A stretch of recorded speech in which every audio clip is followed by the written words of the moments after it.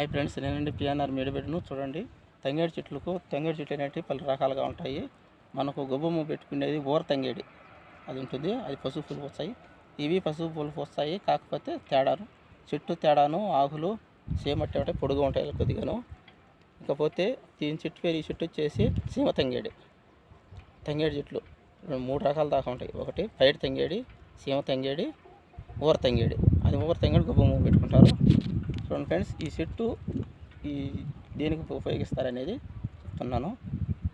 ఈ చెట్టు ఆకులలో మీరు ఎప్పుడైనా కానీ తేలు పుట్టిన పాటనే ఈ ఆకులు పెరుక్కోండి, పసులు వస్తుంది. ఈ మరి పెరుక్కొని నలిసి గాతం దగ్గర పెట్టి తర్వాత పొగ అయితే వెంటనే తగ్గిపోతుంది. దీని పేరు వచ్చేసి సీమ తంగేడి చెట్టు అని అంటారు. ఓకే ఫ్రెండ్స్, చూస్తున్నారు కదా, బాగా చూడండి. ఓకే ఫ్రెండ్స్, మరి ఉంటాను, బాయ్.